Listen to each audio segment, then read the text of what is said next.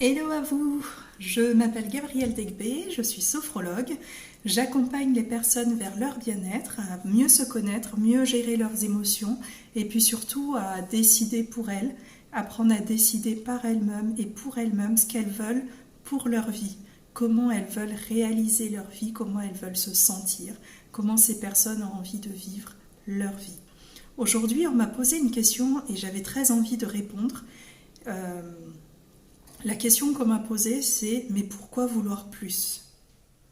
Alors sur le coup, cette question m'a interpellée et donc j'ai répondu à cette personne et je voulais vous partager le contenu de cette réponse.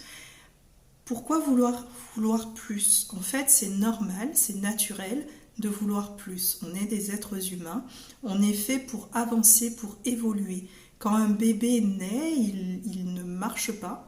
Et puis à un moment, naturellement, il est poussé par l'élan de la vie à se mettre en mouvement, à faire des petits gestes, et puis ensuite du quatre pattes, et puis après il commence à explorer la marche debout, et ensuite à marcher, et ensuite à courir, et ensuite à escalader. Et en fait, tout notre processus de vie est le même. On est fait pour vouloir plus. Alors vouloir plus, entendons-nous bien. En vouloir plus, ça ne veut pas forcément dire vouloir des milliards et des milliards, ça veut juste dire vouloir ce que chacun porte à l'intérieur de nous. On a tous à l'intérieur de nous un rêve, une envie, un désir. J'ai envie, je vis dans une ville et j'ai envie de vivre à la campagne. Est-ce que c'est plus? Je ne sais pas, mais c'est ce que moi je veux. Et c'est vraiment cette modification de pensée qu'il y a à faire. C'est pas que je veux plus, parce que dans ce je veux plus, ça voudrait dire que je veux quitter mon rang, je veux changer ma place, je veux plus que quelqu'un d'autre. Enfin voilà, il y a plein de connotations derrière. Alors que quand je suis rattachée à qui je suis, à mon désir et à ce que je veux, ben finalement, ce que je veux n'est pas plus. Ce que je veux, c'est juste ce que je veux. Je vais encore reprendre l'exemple d'un enfant. Un enfant, quand il veut une glace, il veut pas toutes les glaces, il veut une glace. Il veut pas la glace et un gâteau, il veut juste une glace. Et donc c'est cette façon de désirer que nous devons réapprendre en fait. C'est qu'est-ce que je veux? Et est-ce que ce que je veux, comment je peux l'atteindre? Et finalement, peu importe que ce soit considéré par moi ou par quelqu'un d'autre comme du plus, c'est juste qu'à un moment, tu as droit à ce que tu veux. Si tu veux l'abondance, tu as à ta disposition l'abondance. Si tu veux la richesse, tu as à ta disposition la richesse. Si tu veux l'amour, tout ce que tu veux est à disposition. Ce que j'ai répondu à cette personne, c'est que dans la nature, tout est opulence. Dans la nature, il y a des fruits à profusion, sauvages ou pas. Dans la nature, il y a tout ce qui est... Il y a de l'air, tu respires de l'air en permanence. Tu as du soleil, tu as de la lumière, c'est en permanence. De l'eau, on peut en trouver. Alors dans certaines régions, oui, il n'y a pas d'eau, mais on en trouve quand même. Et c'est vraiment quitter cette façon de voir et de dire qu'est-ce que je veux pour moi et y aller. Et c'est pas de... Est-ce que la question n'est pas pourquoi est-ce que je veux plus? La question est maintenant que j'ai identifié l'objet de mon désir, maintenant que j'ai identifié ce que je veux, comment je fais, comment je peux faire pour aller vers cet objectif? C'est ça la vraie question. La question n'est pas de la légitimité de mon désir. La légitimité, la question est légitime. Par contre, elle est à prendre à l'envers, c'est-à-dire comment je me mets en mouvement vers ce désir, comment, comme l'enfant, je commence à marcher vers ça. Et c'est très simple. C'est à la fois, alors j'ai pas dit facile, c'est très simple dans le sens où si je sais ce que je veux, ben j'y vais, je trouve les moyens, j'organise et c'est important d'écrire les choses. Qu'est-ce que je veux, je l'écris et du coup prendre du temps, faire silence pour imaginer toutes les solutions, tous les moyens d'atteindre cet objectif-là. Et souvent, comme on est dans un monde où ça va vite, on ne prend pas le temps. Par contre, si je prends le temps et de me dire j'ai besoin d'une personne qui a telle compétence et que je prends le temps de m'asseoir et de réfléchir qui dans mon entourage connaît quelqu'un ou qui dans mon entourage a cette compétence-là, et bien là, je suis disponible. Et là, ce que je pense être plus est juste à portée de main. Et c'est vraiment ce que j'avais envie de dire. Je voudrais qu'on arrête de se poser cette question de pourquoi en vouloir plus. En fait, c'est pas une question d'en vouloir plus ou pas, c'est juste qu'est-ce que je veux. Et ce que je veux, il est là. Il y a quelqu'un à côté qui a ce que je veux, il y a quelqu'un à côté qui a besoin de ce que moi je propose.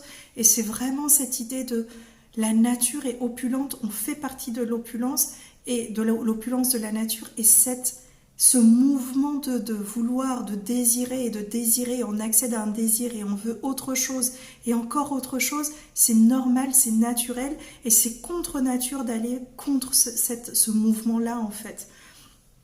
Je prends un autre exemple. Voilà, l'exemple qui me vient, c'est je décide de me former à une formation universitaire. Voilà, j'apprends la biologie. Dans cette biologie, je vais apprendre une matière particulière de la biologie qui va me fasciner. Et bien, qu'est-ce que je vais faire? Je vais aller explorer aussi cette partie-là, je vais aller chercher, je vais aller découvrir encore et encore et encore, et puis ça va ramener d'autres ramifications. Ça fait partie de la vie, ça fait partie voilà, on va à un restaurant, dans un restaurant, on découvre un plat et on se dit ah bah tiens, j'ai envie d'apprendre à le cuisiner. Alors pourquoi est-ce qu'on le ferait pas pour pour nos objectifs personnels à nous-mêmes? Pourquoi est-ce qu'on s'autoriserait pas à rêver et à rêver grand? Pourquoi est-ce qu'on ne s'autorise pas à avoir une vision démesurée, démentielle, même si on ne sait pas forcément comment ça va se réaliser, même si ça ne nous semble pas réalisable aujourd'hui, mais justement le fait d'ouvrir la vision et de vouloir beaucoup plus que ce qu'on a aujourd'hui, de vouloir beaucoup plus grand, beaucoup plus fou, ça ouvre les possibilités. Mais c'est juste s'autoriser ce rêve, s'autoriser juste la probabilité que cette réalité-là puisse exister quelque part. C'était un peu ce que j'avais envie de partager. Pour moi, c'est hyper important parce que dans cette période de confinement, j'ai vraiment retravaillé ma vision personnelle.